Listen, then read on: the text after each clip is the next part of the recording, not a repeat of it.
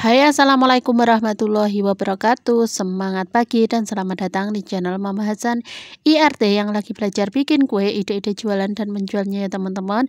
Ini aku mau bagikan resep gorengan paling laris manis di bulan Ramadan dan juga kue tradisional, kue jadul yang paling sering diorder di menjelang bulan-bulan menjelang Ramadan ya teman-teman. Mau tahu bahannya apa aja dan bagaimana cara membuatnya? Simak terus videonya sampai akhir. Oke, langkah pertama kita siapkan dulu 500 gram tepung terigu. Ini protein sedang, pakai segitiga biru curah ya teman-teman. Kemudian kita tambahkan untuk tepungnya yaitu tepung tapioka sebanyak 4 sendok makan supaya nanti kulitnya itu lebih lentur, tidak mudah sobek. Nah, bahan selanjutnya ini adalah garam ya teman-teman. Untuk setengah kilogram atau 500 gram tepung terigu ini aku pakai 2 sendok teh garam. Nah, untuk membuat lebih gurih lagi aku tambahkan 1 bungkus royco ya teman-teman. Ini bisa di skip atau kalau kurang suka bisa diganti dengan bahan penyedap yang lain. Nah, ini dia teman-teman rahasianya supaya nanti lebih kokoh lagi untuk kulitnya. Ini aku tambahkan setengah atau seperempat sendok teh baking powder. Nah, untuk selanjutnya ini ada 2 butir telur. Untuk telurnya ini ukuran sedang, kita masukkan sekalian gitu. Kemudian untuk selanjutnya kita kasih air.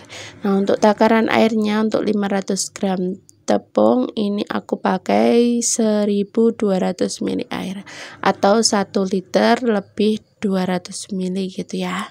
Nah, ini kita masukkan secara bertahap dulu, kita aduk-aduk sampai membentuk pasta untuk adonannya.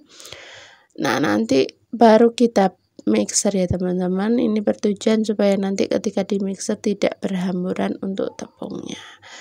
Ini kita campur, jadi ini mudah banget ya bikin kulit risoles itu, asalkan takarannya sudah pas. Ini tinggal cemplung-cemplung semua bahan kemudian di mixer dan diaduk.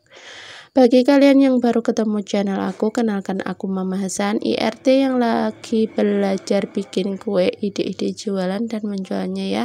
Kalau kalian suka dengan videonya jangan lupa untuk like, share, komen, dan subscribe.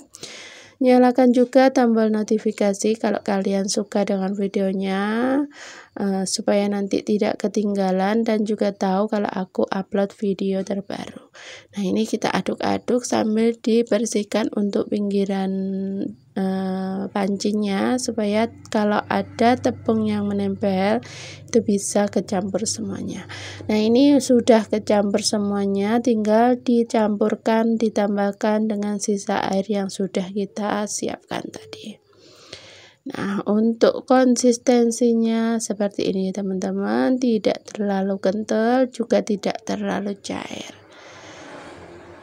Oke, ini kemudian diamkan boleh atau langsung dicetak juga boleh ya. Nah, supaya nanti tidak mudah lengket, ini ditambahkan minyak sebanyak 4 sendok makan. Ini bertujuan supaya nanti lebih lentur lagi untuk tekstur kulit risolesnya. Kita aduk-aduk, ini kita diamkan bisa ya, karena biasanya aku didiamkan dulu ngerjain tugas atau kerjaan yang lain. Nah, untuk memastikan tidak ada tepung yang bergerindil, ini bisa disaring ya teman-teman. Ini lebih halus untuk hasilnya nanti. Meskipun di mixer nanti biasanya ada tepung yang bergerindil seperti ini ya. Jadi ini wajib disaring supaya hasilnya lebih halus lagi. Nah, kelihatannya teman-teman ini ada tepung yang bergerindil, ini bisa dibersihkan pakai spatula seperti ini. Oke, ini kita diamkan selama kurang lebih 20-30 menit ya. Nah, ini sudah aku diamkan, ini diaduk-aduk dulu. Kemudian ini dicetak. Nah, untuk pencetaknya seperti biasa, kita nyetak kulit risoles gampang banget. Ambil 1 sendok sayur adonan, kemudian kita tuang di teflonnya, kita goyang-goyang dan diratakan seperti ini ya. Nah, oke. Kalau ada bagian yang kurang merata atau ada yang bocor, nanti bisa ditambal atau dikasih adonan. Kita tunggu beberapa saat digoyang-goyang. Kalau sudah tidak lengket di teflon, itu artinya sudah matang ya. Ini kita taruh di piring atau di tempat yang lain. Nah, kalau aku biasanya pakai 2 teflon seperti ini ya teman-teman, biar lebih gampang, lebih cepat. Nanti hasilnya juga bakalan selesai dengan cepat gitu. Nah, ini kita cetak semuanya sampai selesai dulu, baru nanti diisi. Nah, dalam 500 gram tepung ini hasilnya banyak banget ya. Nah, kalau pakai 2 cetakan atau 2 teflon nanti bakalan cepot, jadi nggak ada 20 menit ini sudah selesai ya untuk kulit risolesnya. Untuk hasilnya juga halus, lentur, tidak mudah sobek karena ini tadi aku tambahkan baking powder. Nah, waktunya kita mencetak, siapkan dulu untuk tepung balurannya, cukup tepung terigu saja, kemudian tambahkan sedikit penyedap rasa, aku pakai Royco, kemudian tambahkan air, diaduk-aduk sampai konsistensinya itu tidak terlalu kental, juga tidak terlalu cair. Oke, ini untuk balurannya udah siap. Aku gunakan sendok dan garpu nanti supaya tidak belepotan ya.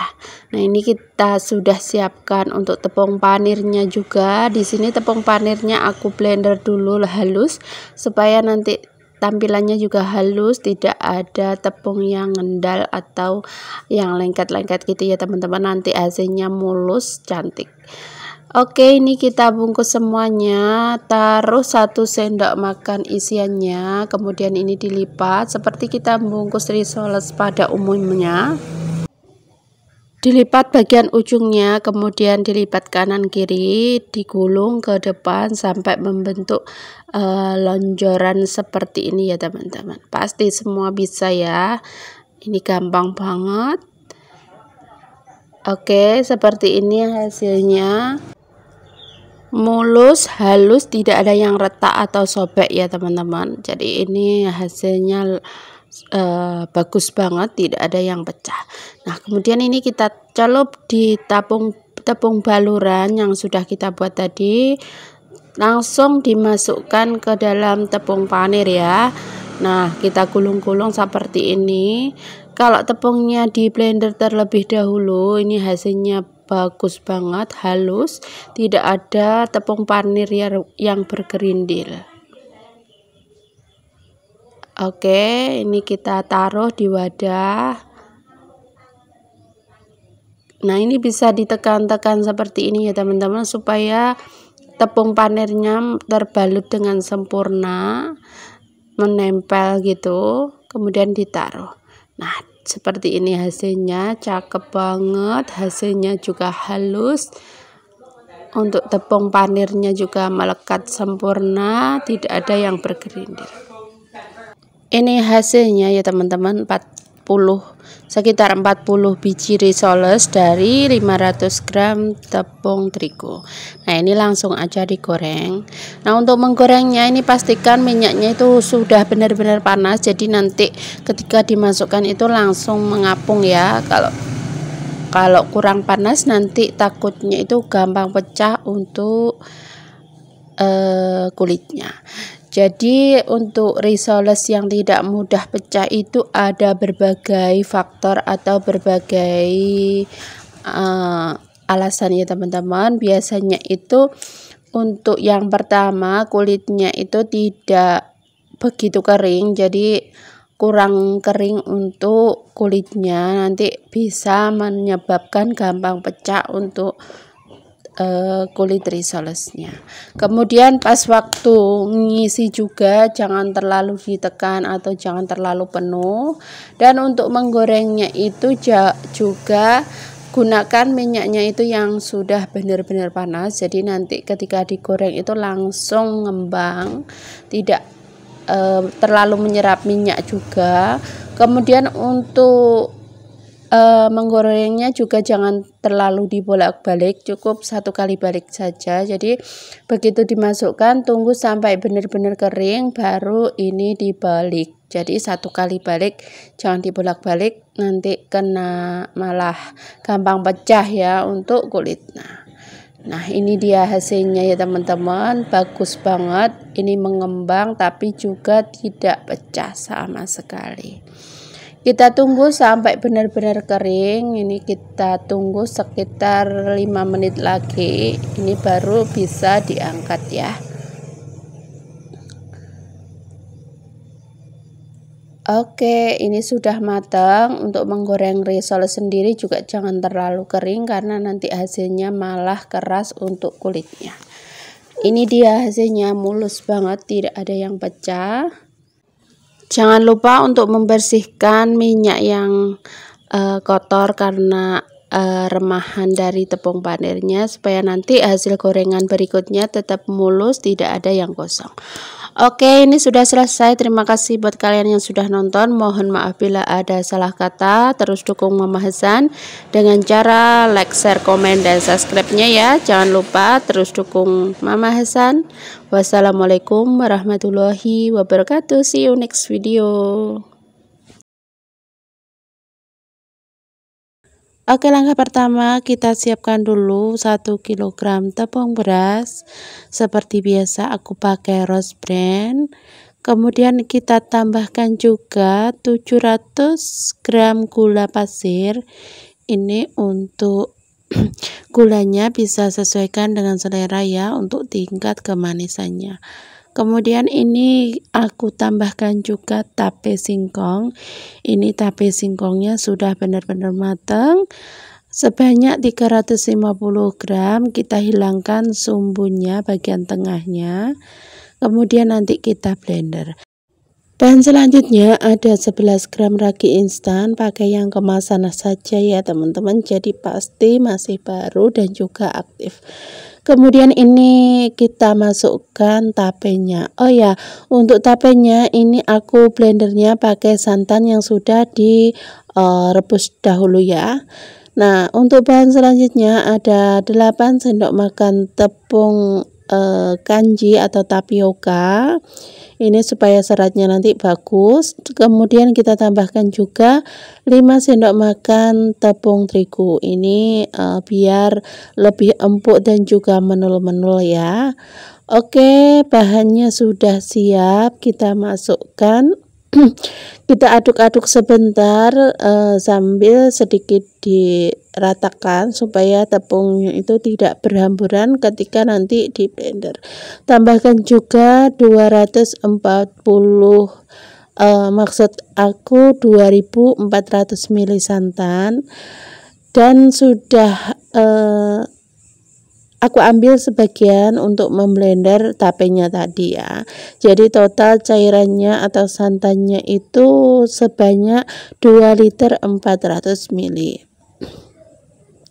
Nah, jangan lupa kalau menggunakan santan yang perasan sendiri, direbus dulu untuk santannya. Kita tambahkan sedikit garam. Jadi penambahannya di santannya ya kalau aku. Jadi kalau belum pakai santan instan, bisa tambahkan sekitar 1 atau 2 sendok teh garamnya. Nah, kemudian ini kita blender supaya adonannya itu lebih halus dan juga nanti hasil kuenya itu bagus ya. Bagi kalian yang baru ketemu channel aku, kenalkan aku Mama Hasan, IRT yang lagi belajar bikin kue, ide-ide jualan dan menjualnya ya. Kalau kalian suka dengan videonya, jangan lupa untuk like, share, komen, dan subscribe-nya. Kalau sudah, Mama Hasan sampaikan banyak-banyak terima kasih. Kalau kalian pakai yang ukuran kecil atau bikin dalam jumlah yang sedikit, bisa pakai centong nasi manual ditepok-tepok ya teman-teman, atau diaduk-aduk biasa. Tapi kini karena ukurannya sangat banyak, 1 kg tepung, jadinya aku mixer saja untuk mempersingkat waktu dan juga menghemat tenaga ya. Seperti ini hasilnya. Jadi nanti bisa berserat cantik dan juga halus ya kalau di blender. Dan untuk santannya itu dituang perlahan supaya nanti adonannya bisa tercampur merata dan juga hasilnya bagus. Nah, langkah selanjutnya ini bisa didiamkan dulu ya teman-teman. Jadi setelah di blender dan juga tercampur semua bahan, ini didiamkan dulu selama kurang lebih 2 jaman sampai adonannya itu naik atau berbuih, supaya nanti hasilnya bagus dan juga untuk teksturnya nanti bisa lebih empuk dan juga berserat halus. Lanjut, ini kita tuang santannya sampai habis.